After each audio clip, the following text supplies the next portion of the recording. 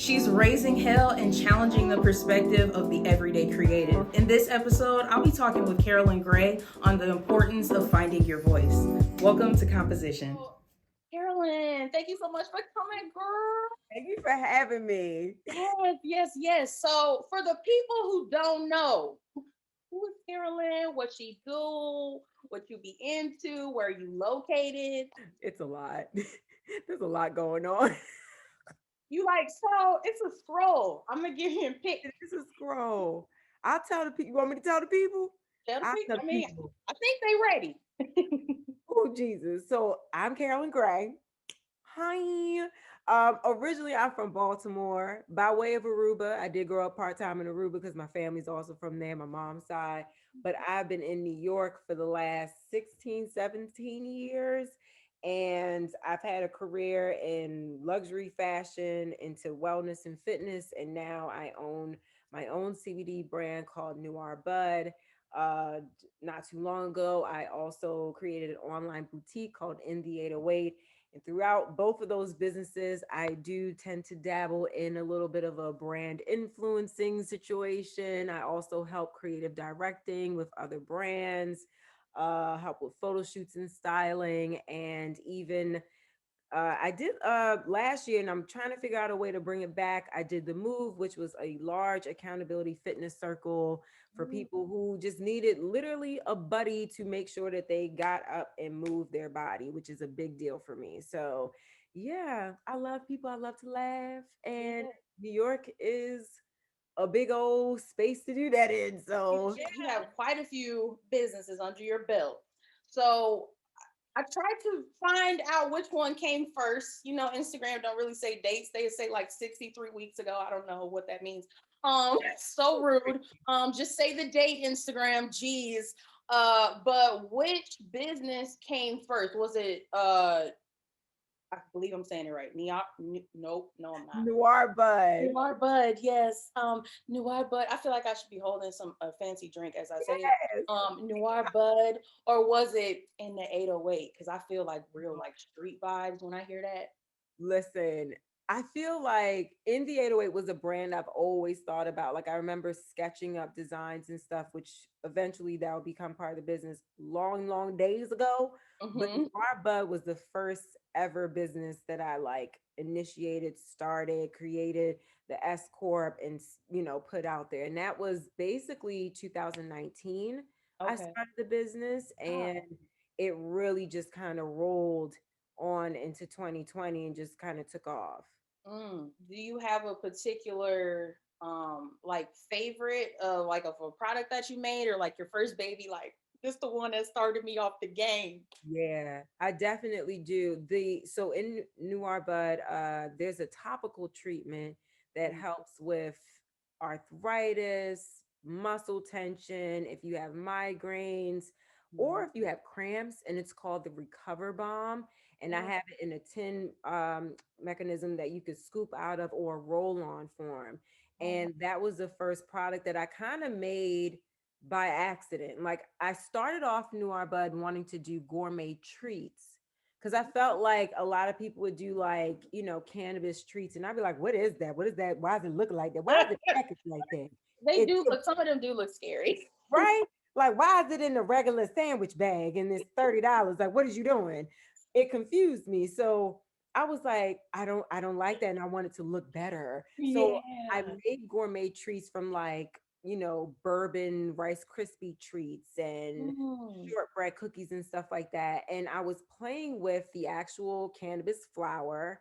And I Hmm. was like, well, what would happen if I would mix it into like some shea butters and stuff like that? What would it feel like if you have pain?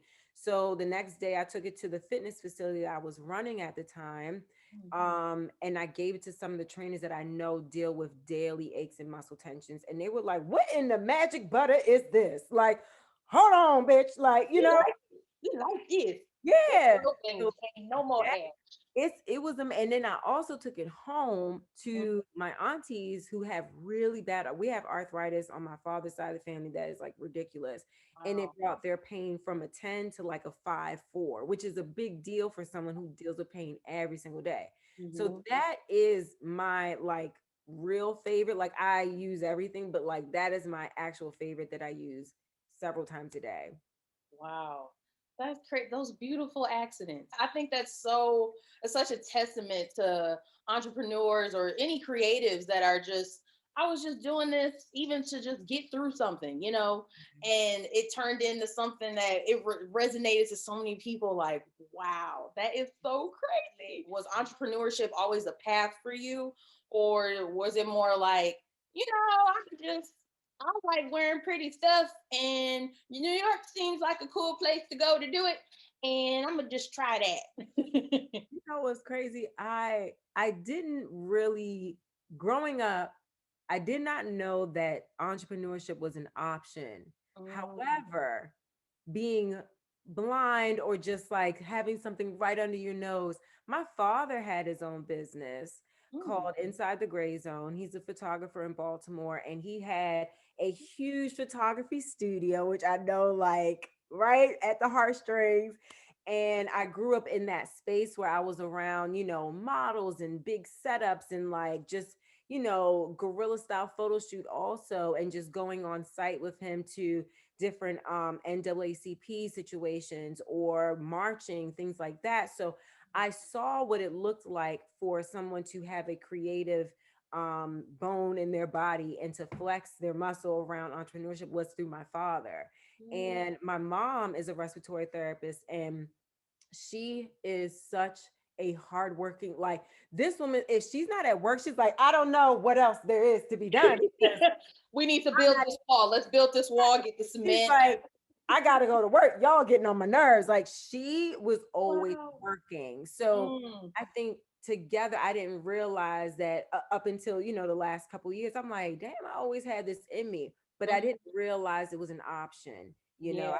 I go to college, get my degree in something in fashion, which I did, and I worked in that space, but I had to go through all of that to realize like I really don't like working for anyone and I need to work for myself. And I had the tools. This is dumb. I'm leaving. Thank you. Bye. Because like when I look at your Rolodex of work, I can very much see your parents on both ends, like clear as day. Like, oh, that makes so much sense. Because I'm like that a lot of the way you cultivate the things that you've presented thus far with us, it feels so personal, but yet so relatable. Very organic, and it's very fun, whether you're going live and you straight up say, "Y'all, I'm nervous, but look at this clothes, look at this outfit, I'm I'm cute." nervous, Yeah, y'all. you're like, I'm so nervous.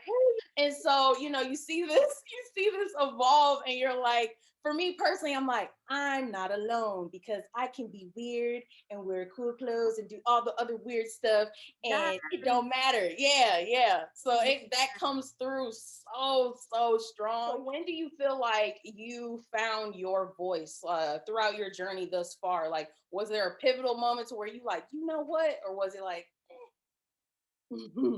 Yeah, mm, it was very so I can literally tell you June 2015. mm, Okay. I was working at a Helmet Lang boutique in Soho. I was assistant manager, and Bamboozle got fired. And like like they fired me off of the worst bullshit excuse. Like it wasn't even a real excuse. And it wow. was really because I was trying to tell my regional that she was very aggressive in how she dealt with the team, and it made everyone not want to work. And it was just a very uneasy environment that she created. And of course, she was a white woman, and she was very upset and intimidated. So she did everything she could within 60 days to get me out of there.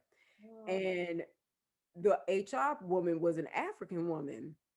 And I knew by the way I entered the store, the lights were already on. And, I was trying my best to just work with these people and just be calm and stuff. And I knew that they were going to fire me because I was just like, these conversations are so weird. And I feel like I don't know what to say. And mhm. then I went ahead, and when I got my initial first feeling that they were about to fire me, I went and applied to Equinox. And I was like, forget this. I'm always happy in the gym. I'm going to go into the fitness industry, forget the fashion industry. I'm sick of this. I Yeah, don't know what to say. These people are mean. They, yeah, they get, there's gatekeeping, all this stuff. And I really could not, I didn't know how to express myself. Mm. And that's another story of where my voice was silenced in the fashion industry, but whatever.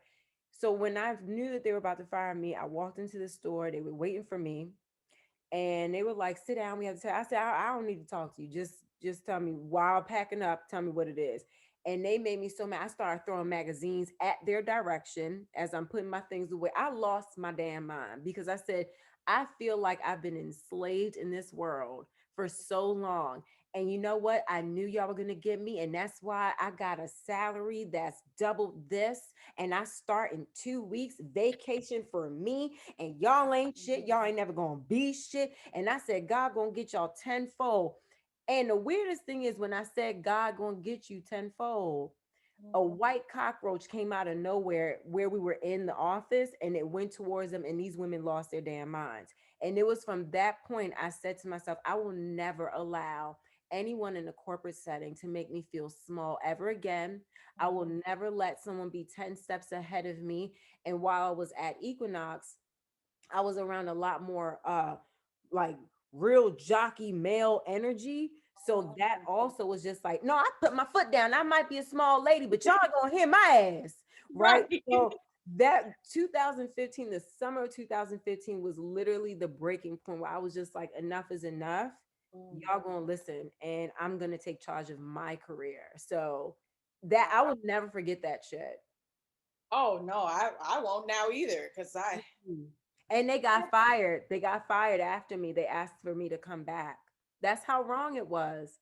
Wow. Wherever she is, I hope she's still fired. Anyway, Lord don't like that. The Lord don't like that. I take that back. I was like, no, no, Mhm. Carolyn, we can't. No, but Yeah, she was mean as shit. You hear me? I know. You Ooh, have those people, you just be like, right. And let the me get a HR hold lady, I said, you should know better. You should know better. man. But Watching this like that's that bitch. that's so crazy how, and I've heard this time and time again, whether it's through the series or just talking with friends or people that I know, you either get let go, like some weird event happens, whether it's in the workplace or something, and you just like, you know what? Here you go. Okay, not that bad. There you go. And I actually, so it's crazy because I caught part of the story, but I didn't know fully. I was like, what happened? I was like, I'm gonna ask her today, but I was watching, so I didn't know you did stand-up comedy at one point. I did. And I watched it and I was like, That was the story I did too. Lately, I've been doing a lot of self reflecting and how I can better react in different situations. Like, I could have reacted better last time I got fired. So I come in and I see my lovely coworker, the HR lady from Africa, and my bitch ass district manager that no one likes. And I'm like, oh shit, something about to go down. Why is everybody here this morning? Good morning, it's Monday. She says to me, Carolyn, today we come together to let you know that today's going to be your last day with the company. We haven't made our numbers. We? So that means we getting fired because we didn't make our numbers. So that makes sense. So we getting fired. spoke so much volumes to me personally because I've been in settings where, oh, people didn't try me. People didn't just, I mean, things have just come out of the gate. I've been let go from places and it doesn't make any sense at all. Like, be there on time. I look neat, the company standards or whatever and all this stuff.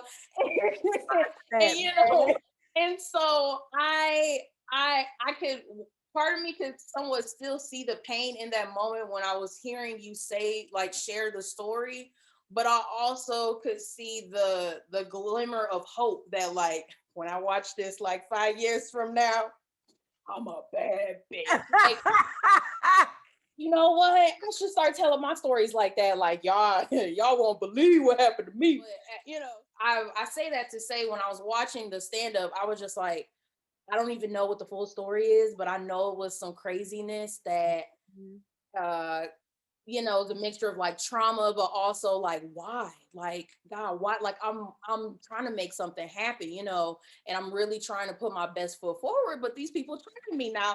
Yeah. I like fashion, so why would you take, so you think about those things that happen, like in that moment, you like, that was rude. You didn't have to go that far. You could have just said peace. Do you And feel like in this society now, although that wasn't too long ago when that happened to you, do you feel like Black voices are more accepted in like the fashion industry, even in the cannabis industry? Because I was listening to a podcast you did with I think it's called She Did That, and you were speaking on, like presenting the uh Noir Bud to uh uh, a conference room of people, and you were telling them about the business, but you were also saying like how you were afraid, like I'm Black and like weed doesn't have, like, unfortunately a lot of things don't have a good history with Black people with certain things. So do you feel like now that your voice and other voices too are more accepted in these spaces, weed, cannabis, fashion, all those different things? hmm I do. I mean, at the end of the day, I feel like there's always still a lot of gatekeeping amongst, non POC and POC. I Mm-hmm. see it a lot. I see that there's a lot of people who speak about including each other or helping each other up, and it really doesn't happen. But I do feel that, it is very clear the message has been heard and they understand not everyone wants to do anything with it, but I think the world understands in so many different industries that Black people are the culture, Mm-hmm. that we create the wave, and there has to be we have to be included in order for it to even look good or feel Mm-hmm. good or feel authentic in Right. any way. And even though companies or groups of people know this, some are acting on it, some are not. Mm-hmm. But I think one of the things, working as the influencing avenue opens up a bit more for me and I start pitching to different brands or being approached by different brands, I am having that conversation about, diversity and having relatability, even on skin issues, not just skin tone, but skin issues. Right. Um, and when I'm conducting business for Noir Bud, people approach me to be able to source product to Noir Bud or maybe packaging or drop shipping. And I don't want it, but I always ask, like, so what does your leadership team look like? What are Mm-hmm. your initiatives as far as climate change and respecting reservations of, natives? Mm-hmm. And what do you do as far as, working with POC? Right. Am I Yeah. the only one that you work with, or you just want to use my company to gloat? So I think a lot of people understand we are definitely the foundation of Mm-hmm. all things cool and great. But it's still a very slow moving needle, just seeing who's actually taking initiative to make sure that there's more diversity and inclusion when it comes to that. Because there's a lot of gates still closed. Yeah, yeah, but I will say, like, I feel like I've seen versions of myself more now than I have in a very long time. Yes. And sometimes it's a bit overwhelming because it's like, hold on, okay, too many of y'all, it look like a copy and paste of me, not like on purpose, but I'm just like, how did you know that? How Like did you stuff like your hair being blue, like, Yeah. okay, hair's blue and she's in New York.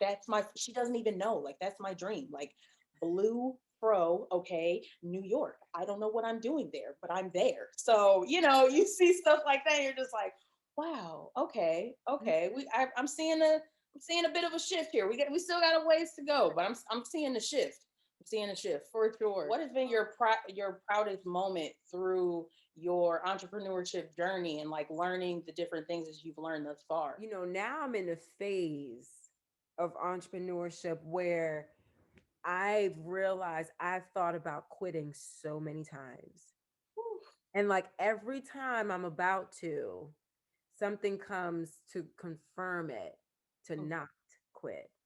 And the trademark came right at I told my dad, I was like, yo, by May, I ain't doing this shit no more if things don't change because business has been slow. Yeah. And then like March 11th or something, or was it March or April? I don't remember. I got the notice that it passed, and I was like, I was not expecting to even get it at all because an issue came up being that Mm. I'm CBD. So I was Mm-hmm. like, well, if their other client didn't get it, then I'm not gonna get it. Like, freaking, Yeah. like I'm not doing this. Wow. So, but to answer your question, every time I allow myself to register a sign to say keep going is my proudest moment Mm. because to go so low and dark and negative against yourself is such a battle to fight. So Yeah. every time I win that battle against myself, that's a proud moment because I'm like, oh my God, I survived again because I was begging. Like, bye. That is a proud moment. And obviously, yes, the trademark was like, woo, like I didn't even realize, and I was like, this is really big. And as I'm saying it, I don't even understand the weight of it because it was so big. Like Yeah. that was like legacy. Right. That Right. that was so yeah, that was one of my proudest moments. And another proud moment, which is like, it's a small thing. All the there was the last company I worked with in the fitness space, they used to try to like hide me and stuff when all these big publications would come in and like interview and like get up, and talk about the space, even though like I created the space and ran it and made sure it was Yeah. great. Yeah. All the publications featured my company, New Our Bud. So if I could be Hide me if you want to. if I could be petty.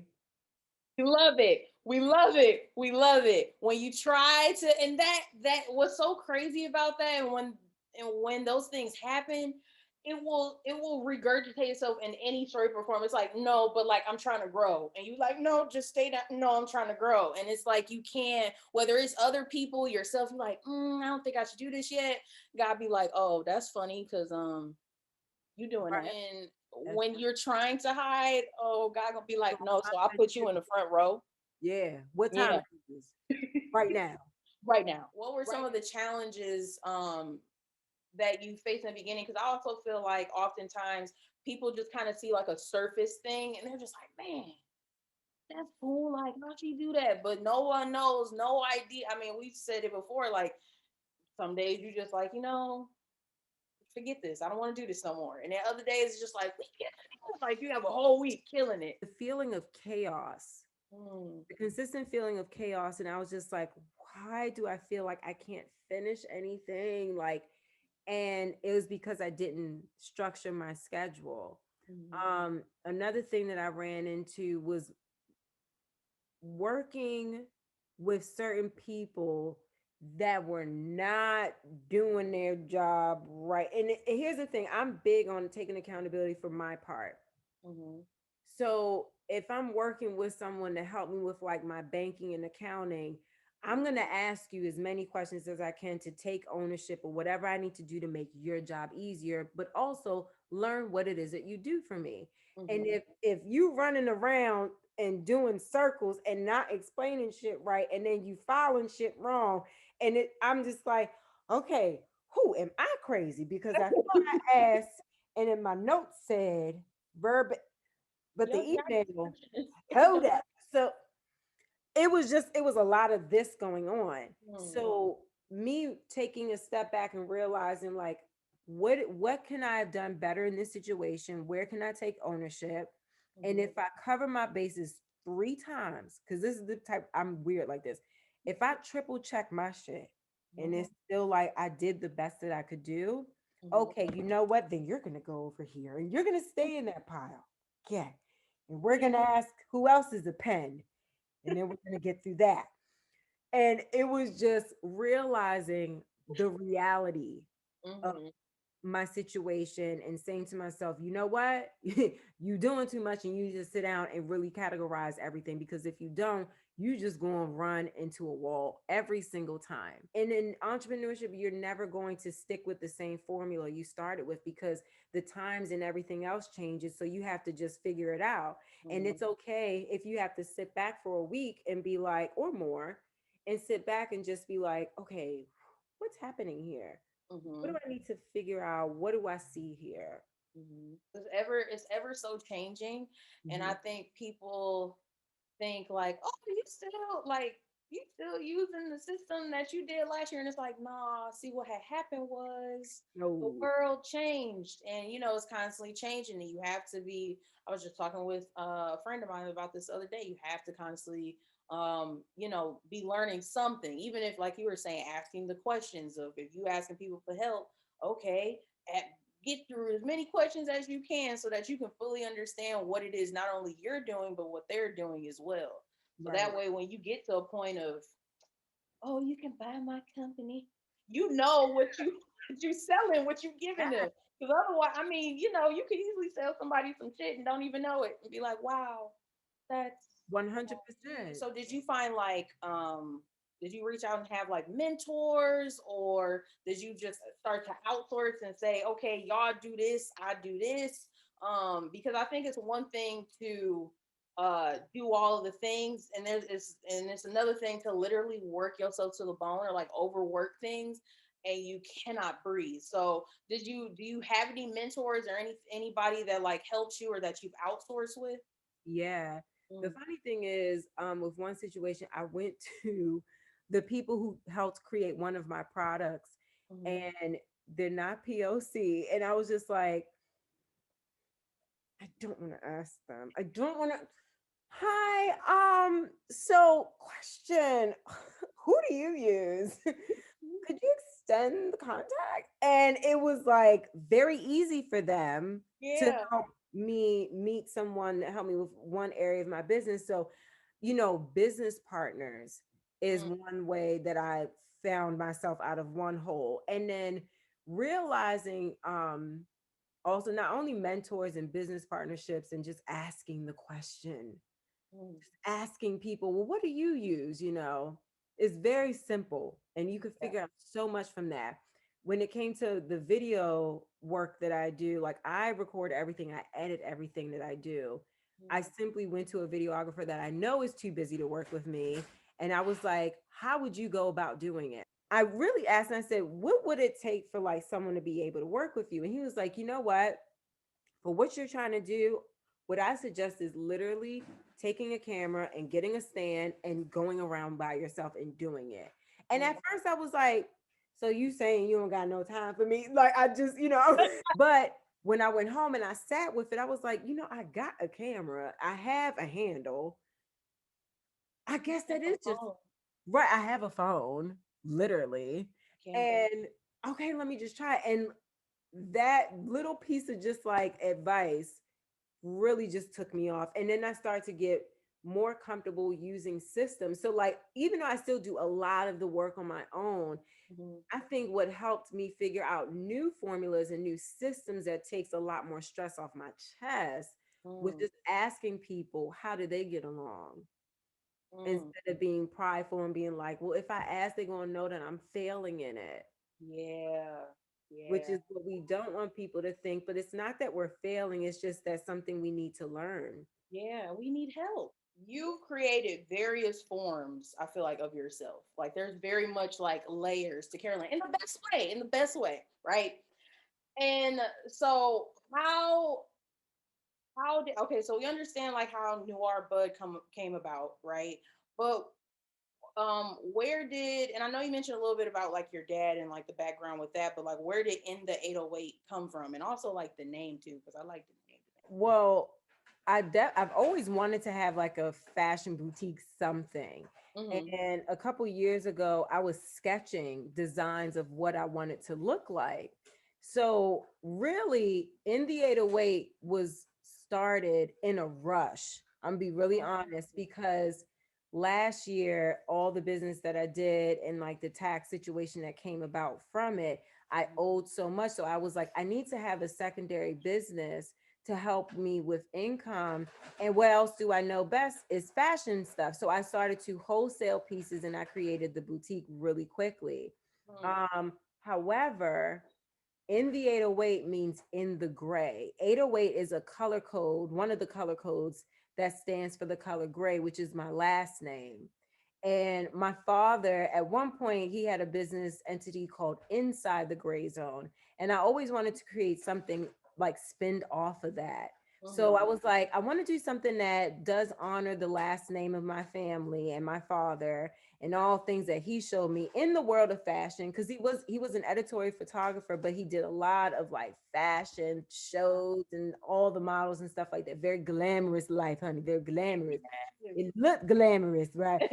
And I wanted to do like an ode to that, but I've always wanted to have some type of permanent fashion collection Mhm. based off of items that are like staple pieces in someone's closet. So it's like something I always wanted to do, but also an ode to my family, but also I needed to get another source of income.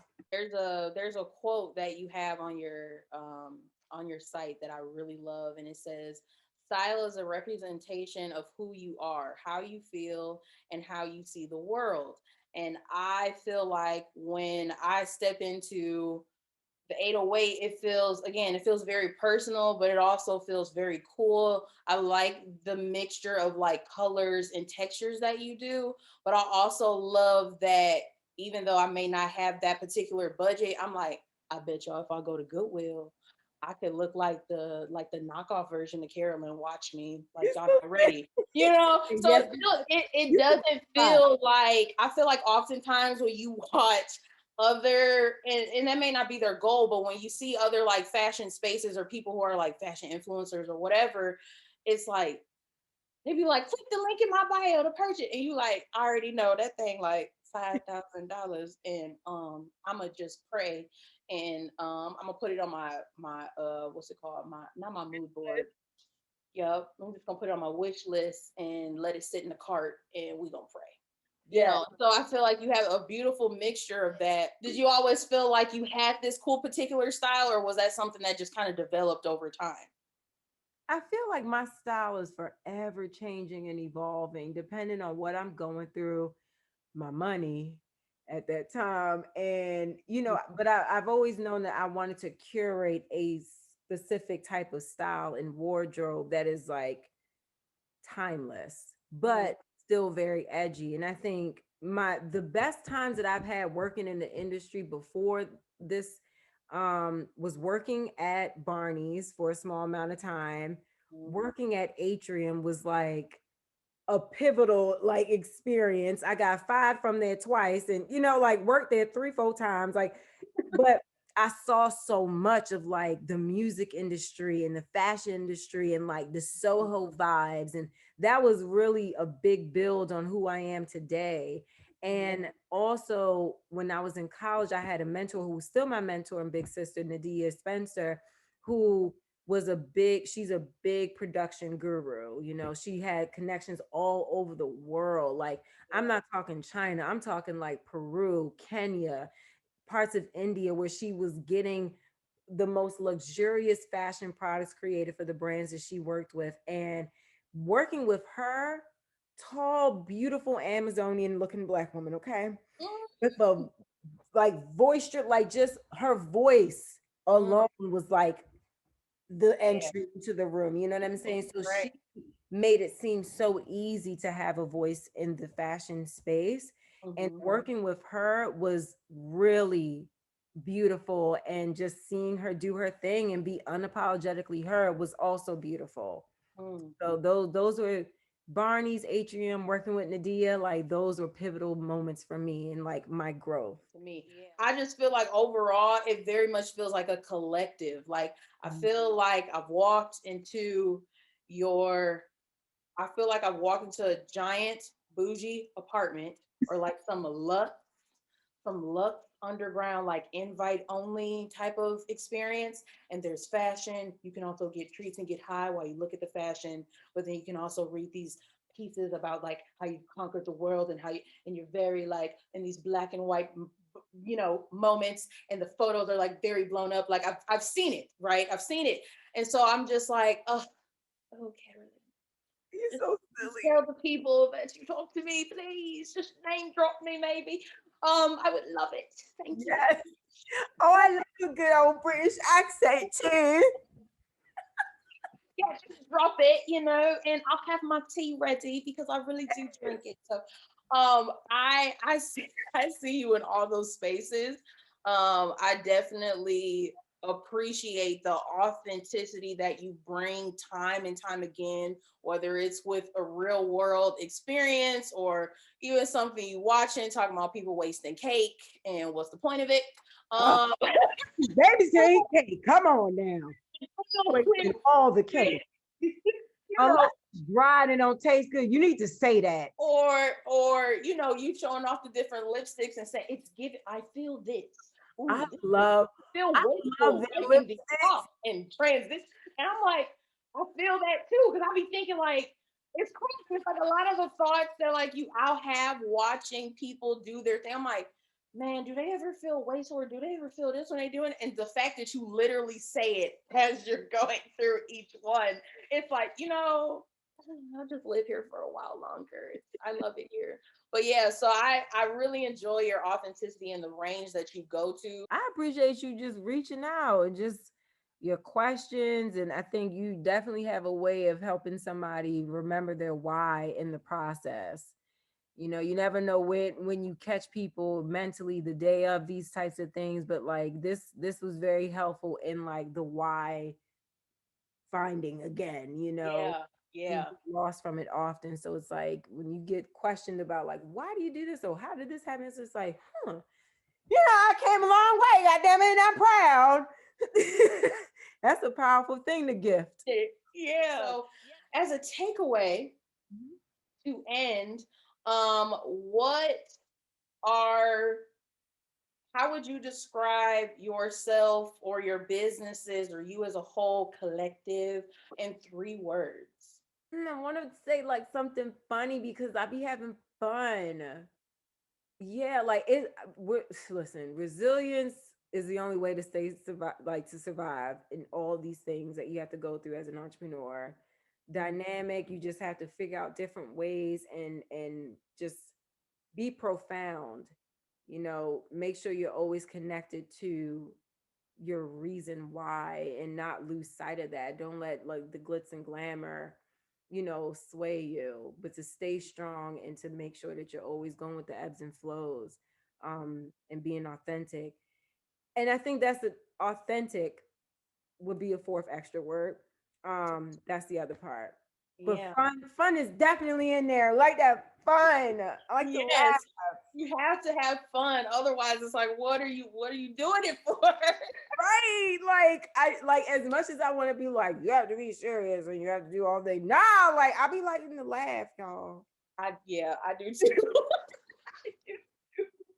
Well, I want to thank you so much for being a part of this series. This Thank is such a you. joy just to like finally have a chance to get to talk to you and Yeah. also get to be weird with you too. Thank And you. not feel alone because I'm not alone. So I love, I it love was it. so nice meeting with you. Real quick before I let you go, where can the people find you? Where can we follow you? Where can we support you? Oh my God, there's so many different ways. So it's Carolyn Gray on Instagram, TikTok, YouTube. It's carolyngray.com, noirbud.com. And if you just go to like my Instagram, it's Carolyn Gray. There's a link tree for all the things. It is. It All really is. the things. Yeah, click all of them.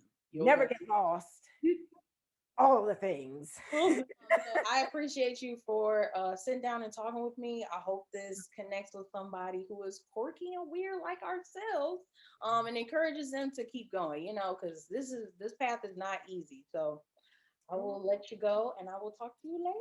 Hey, I can't wait to see the whole series, but thank you so much. Have a great day, boo. Thank you. You too.